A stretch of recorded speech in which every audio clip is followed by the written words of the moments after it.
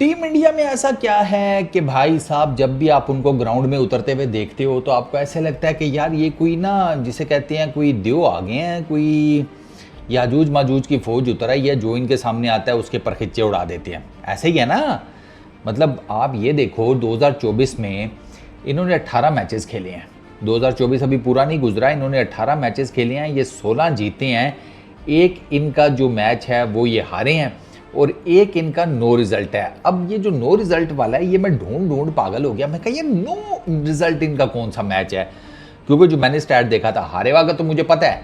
2024 में ये जो एक मैच हारे हैं ये जिम्बाब्वे वाला जो पहला हारे थे, वही एक मैच हारे हैं 2024 में टीम इंडिया। और कौन सा हारे हैं? बाकियों को तो पकड़ के सूतर कर रहे हैं। ठीक है, बेशक वो चारपाई की इस साइड से कर लें, उस साइड से कर लें, कर रहे हैं।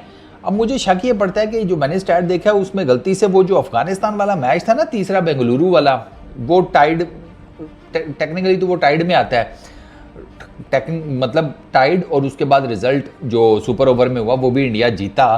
तो इस हिसाब से अगर देखा जाए ना तो मुझे ये नो रिजल्ट वाली नहीं समझ आ रही कि नो रिजल्ट वाला मतलब कौन सा ऐसा मैच है।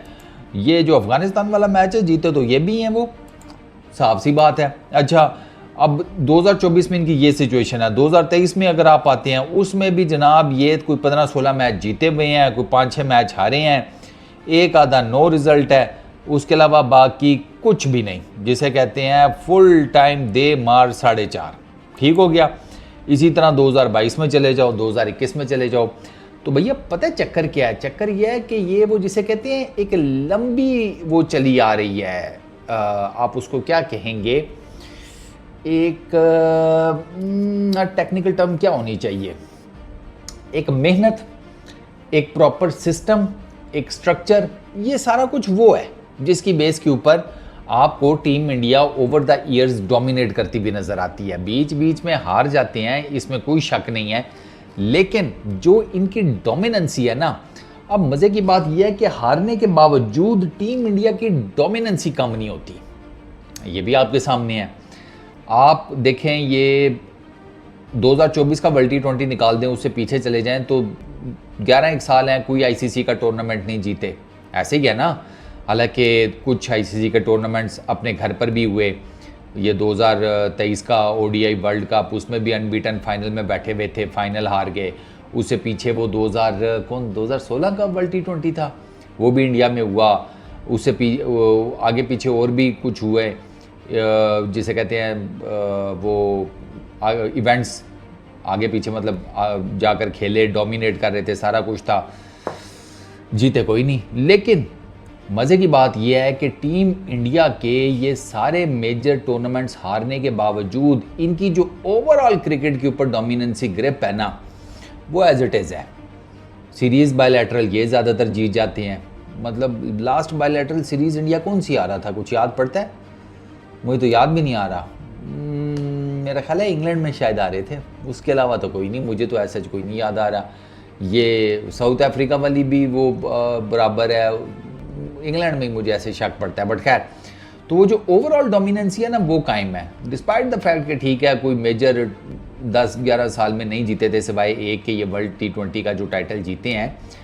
वो जो ओवरऑल डोमिनेंसी है वो इस वजह से कायम है कि भाई साहब सिस्टम इंटैक्ट है, स्ट्रक्चर इंटैक्ट है, डोमेस्टिक क्रिकेट फ्लरिश कर रही है, उससे टैलेंट आ रहा है, और वो टैलेंट जनाब आहिस्ता आहिस्ता जिसे कहते हैं फिल्टर होकर जब नेशनल टीम तक के लेवल तक पहुंचता है तो वो ठीक ठाक किस्म का, जिसे कहते हैं खांगड़ किस्म का, या तो टेस्ट बैट्समैन होता है या वाइड बॉल क्रिकेट का होता है। यशस्वी जायसवाल को देख लो, वो टेस्ट क्रिकेट का भी बेहतरीन किस्म का बैटर बना हुआ है, वो T20 क्रिकेट का भी बेहतरीन बैटर बना हुआ है। बीच में रह गई ओडीआई क्रिकेट, उसमें भी उसका डेब्यू हो नहीं पा रहा, जगह नहीं बन पा रही, उसमें भी अनकरीब उसका खाता खुल जाना है।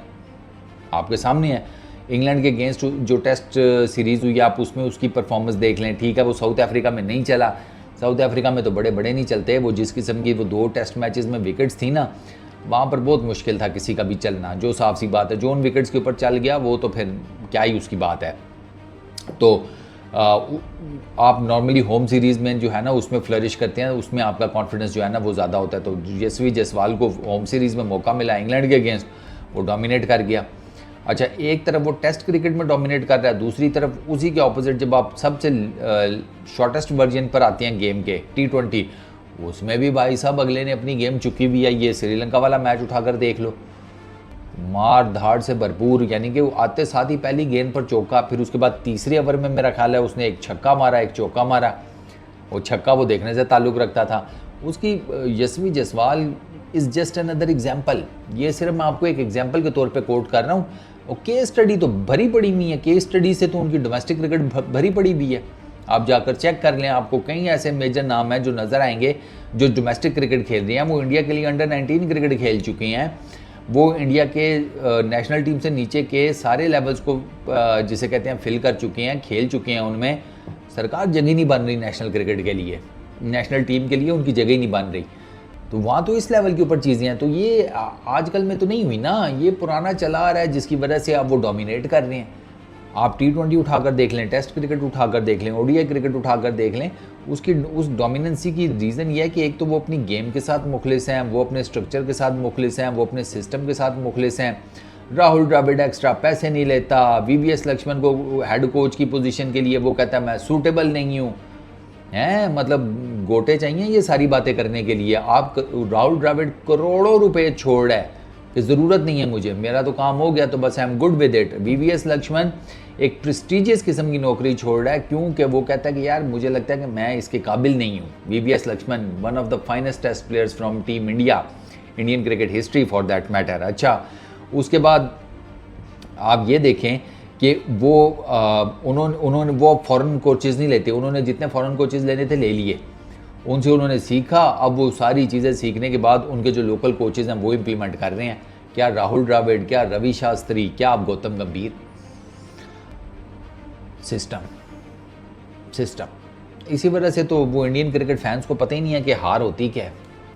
उनको नहीं पता हार का, वो कभी कभार उनको हार देखने को मिलती है, वो तप जाती हैं कि भैंस की आंख, ये क्या तरीका है। अब एक हम हमारे जीत जाएं तो हमें पहली बात तो ये है कि 2 दिन यकीन ही नहीं आता जीत गए, फिर दूसरे जब 2 दिन यकीन आ जाए कि ये जीत गए तो तीसरे दिन से हमें शक शुरू हो जाता है कि ये जीते कैसे। तो हमारे तो ये मसाइल हैं, क्या करें भाई, चलता है, क्रिकेट है ना। चलो इस वीडियो में इतना ही, अपना बहुत ख्याल रखना, नेक्स्ट वीडियो में मुलाकात होगी, पीस आउट।